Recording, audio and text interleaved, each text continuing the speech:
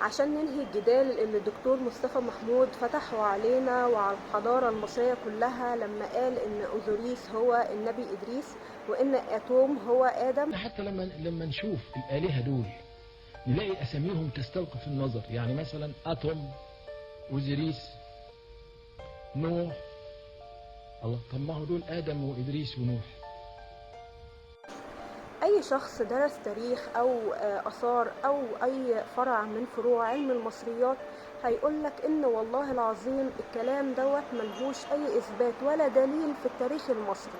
برغم من إن دكتور مصطفى محمود ذو قيمة كبيرة، ولكن للأسف أي شخص متخصص في التاريخ أو علم المصريات عامة والله العظيم هيقولك ان الكلام دوت ملهوش اي اثبات ولا دليل في التاريخ خالص. لان يا جماعة اي شخص متخصص في علم المصريات بكل فروعه لما هيجي يقولك معلومة عن شخص او عن مكان او عن حدث في التاريخ هيقولك المعلومة عن طريق دليل اثبات اثري، سواء كانت بقى بردية، سواء كانت الجدران بتاعة المعابد، سواء كانت الجدران اللي على المقابر او غيره. كل دوت دلائل بنجيب منها الكلام اللي بنقوله.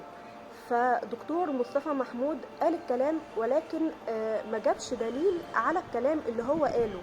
المشكلة بقى ان بعد السنين دي كلها من الفيديو او الحلقة اللي كانت بتاع الدكتور مصطفى محمود ظهر بعض الاشخاص اللي حابين يطلعوا على المواقع بتاعة التواصل الاجتماعي سواء كان التيك توك او غيره، حابين يبقوا على الساحة أو ظاهرين على حس الحضارة المصرية وقاعدين بيتكلموا في التاريخ المصري وفي الحضارة المصرية، وكل الكلام اللي بيقولوه غلط، كل الكلام اللي جايبينه على أساس الحلقة اللي قالها دكتور مصطفى محمود.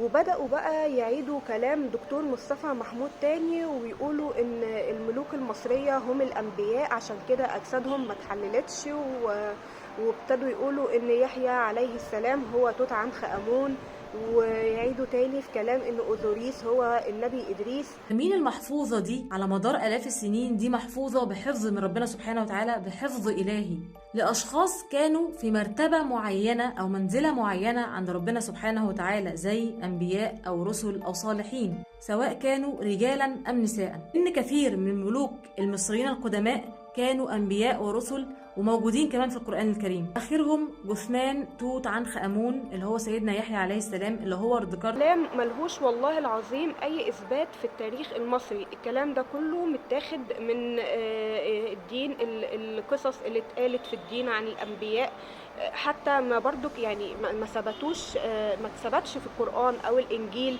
أو غيره أو التوراة إن فعلا إدريس هو أوزوريس أو إن يحيى عليه السلام هو توت عنخ آمون. مفيش أي حاجة، مفيش أي آية أو أي حاجة ثبتت في القرآن أو التوراة أو الإنجيل إن يحيى عليه السلام هو توت عنخ آمون، ولا إن إدريس هو أوزوريس، ولا ان الملوك المصرية هم الانبياء اللي كانوا على الارض. ازاي يعني؟ المشكلة ان في ناس كتير دخلت قالت لهم في الكومنت وقالت للبنت ديت في الكومنت ان فعلا كلامك صح وفعلا الكلام ده صح. طب على اي اساس جبتوا او قلتوا الكلام ده صح؟ على اساس ايه؟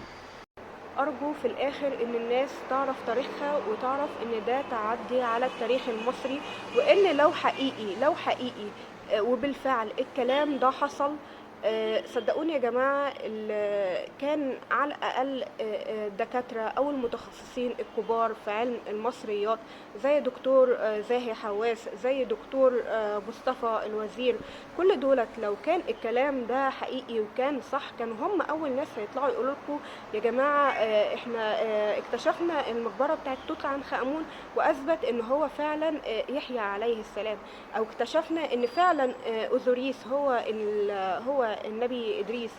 كانوا هيقولوا الكلام ده، كان هيؤكدوا الكلام ده، إنما الكلام دوت ما تأكدش لحد الآن لأن الكلام دوت غير صحيح.